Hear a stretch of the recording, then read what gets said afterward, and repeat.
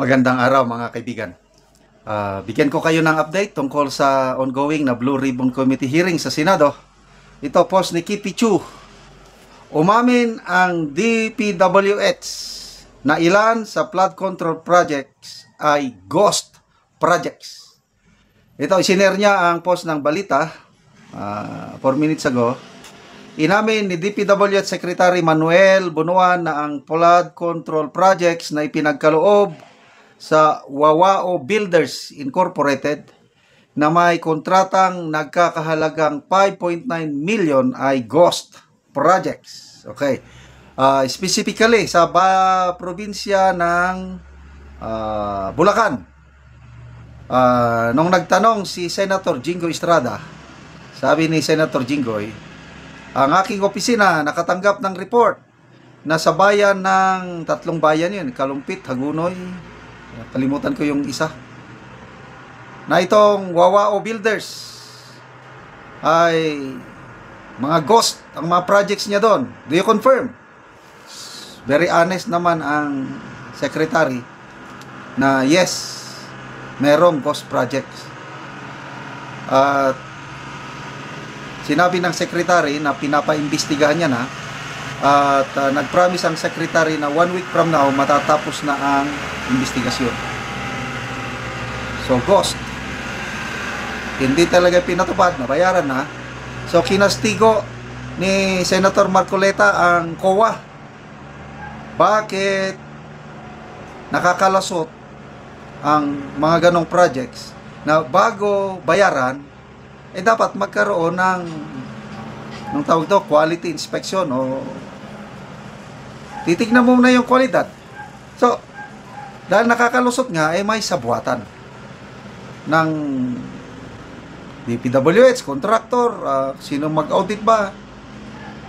Kaya, grabe talaga. At sa susunod na hearing, pinaimbita na ang COA, anong tawag doon? District Officer sa Bulacan at ang COA, DPWH District Engineer.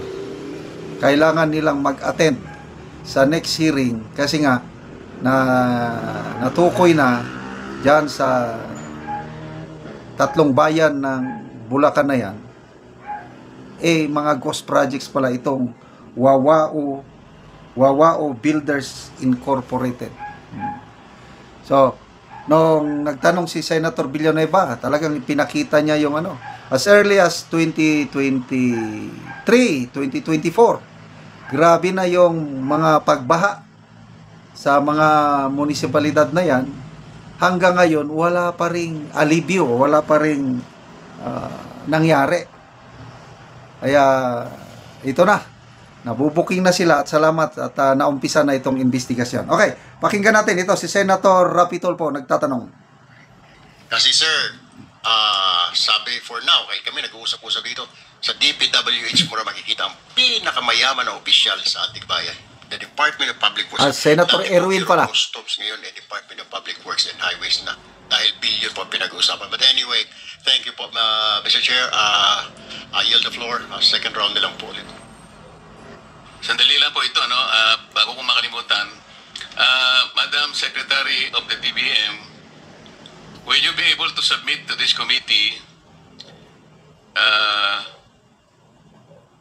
the flood control projects budget from the unprogrammed funds and BICAM insertions starting from 2023, 2024, and 2025. Yung lamang unprogrammed insertion and BICAM insertions, flood control projects.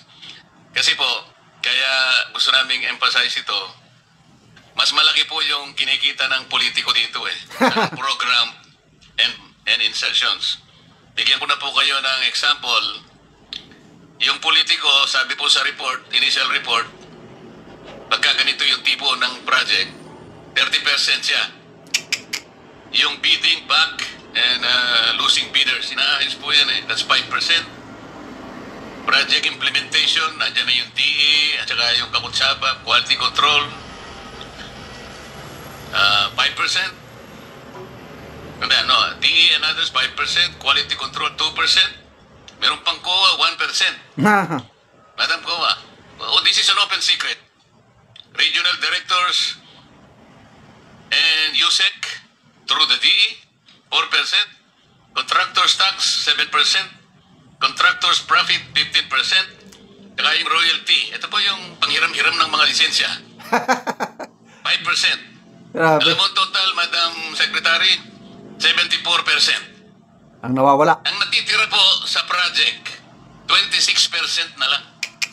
O ibig sabihin po, kung ang flood control project is 100 million, ang talagang magagamit is 26 million. Eh talagang walang mangyayari po sa atin. Kaya ko lang po tinatanong, sana padala po ninyo 2023, 24, at saka 2025. We will furnish the committee, Mr. Chair. Okay, tapos follow up lang po. Salamat po. Follow up po kasi may valid po yung point niya kanina. Identified na po natin yung 11 probinsya na flood-prone areas per the National Adaptation Plan of the Philippines 2023-2025. Bakit po 5 lamang na probinsya ang napagtuunan doon sa flood-prone provinces na yon? At ang napagtuunan po ninyo, wala po doon sa listahan na yon, is Cebu Province, 414 projects. Isabela, wala din po doon, 341 flood control projects. Albay, 273 flood control projects. Wala din po sa listahan nyo. Leyte. Ba't ka na patingin sa akin, Senator Mix? Leyte. Wala din po sa listahan. 262 projects. Senator ba, Mantarlak, kasama kaya okay lang naman? Kasi pareho kaming Tarlac eh. 258 lang. Kung ikukumpara sa Cebu na 440. Camarines Sur, wala po. Camarines Sur, wala. 252. What is the logic, Mr. Secretary? Ang tinatanong po niya kanina, kung nandito lang, wala tayong po problemahin. Whatever equity you have been trying to project, well, equity. Logic. What is the logic? Wala sa blood. Ba't ka maglalagay doon? Hindi nga siya kasali. Para ba nga nangyari, Mr. Secretary? Hindi naman siya nagugutom. Doon ka nagbigay ng pagkain. What is the logic? Malalaki po ito eh. Wala, hindi masagot yan ng Secretary. Excuse me, Your Honor. As I've been trying to explain. Paulit-ulit na lang ang Secretary ng kawawa ng Secretary ng DPWH. Hindi niya masagot yung mga ganong tanong. Okay, salamat mga kaibigan sa inyong pagsubaybay sa ating channel.